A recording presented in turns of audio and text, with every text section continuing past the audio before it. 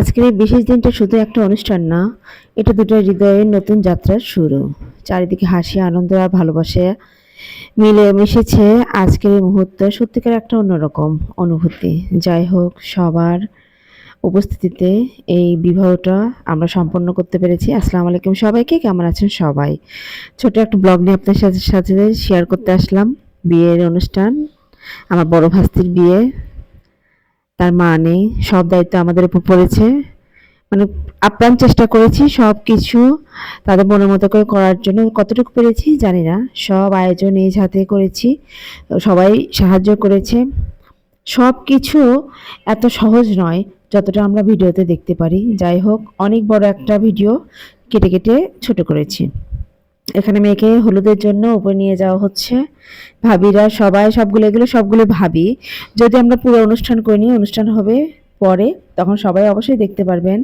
এখানে রান্নার দায়িত্ব আমার উপরই পড়েছে। রোস্ট রান্না করছি চুলাতে। রোস্টের রান্নার একটা মানে মজাই আলাদা। যাই হোক, রোস্ট রান্না করে সবাই আমার জন্য অপেক্ষা করছে। এখানে মেয়েকে হলুদ দেওয়া হবে। রোস্ট রান্না করে উপরে যাচ্ছিলাম, তারপর সবকিছু সেরে এসে এখানে তো সবাই একে সেই আনন্দ করতেছে। হলুদ মাখামাখি হচ্ছে, পানি ছিটাছিটি হচ্ছে। ভাবিরা তার দেবরকে এই যে আবির ছিটে দিচ্ছে, বাচ্চারা এখানে খেলতেছে। আবার সবকিছু শেষ করে নিচে চলে এসেছি রান্না করার জন্য। পোলাও রান্না করছি। এখানে রান্না করতে করতে ক্লান্ত আমার ছোট ননদিনী, সে কিছুই কাজ করে না। সে আমাকে লেবু শরবত খাওয়াইলো। এখানে খাওয়াই শেষ করে, রান্না শেষ করে এসে আমরা সবাই পিছিয়ে পড়েছি। দুপুরে খাওয়াটা সেরে নিলাম। সেরে যে বউ চলে এসেছে, পার্লারে গিয়েছিল, সাজুগুজু করে চলে এসেছে। এখানে পিঠে বানাচ্ছে ছেলে জামাইয়ের সাগরনার জন্য। এখানে আমার ছেলে বউর আর আমার মেয়ে এসে কান্না করে বলছে, এই বাসায় আসলে তুমি আমাকে ভালোই বাসো না। মেয়েকে একটু আদর করলাম। এখানে বিয়ে পড়ানো শুরু হয়ে গেছে। সব ননদরা তারা ক্যামেরার সামনে আসবে না, এই জন্য তারা এখানে পিছনে ছিল, তারা মুখ ঢেকে বসে আছে। যাই হোক, বিয়ে পড়ানো হচ্ছে।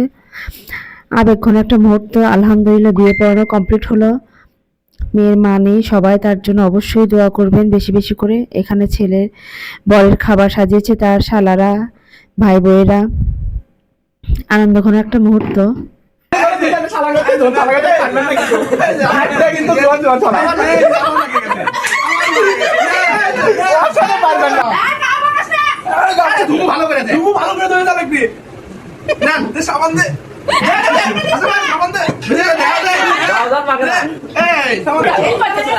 খাওয়া হয়নি তো।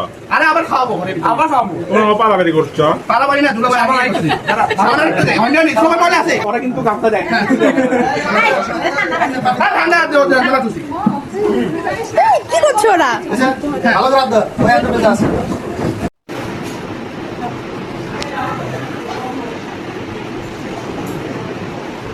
দাও।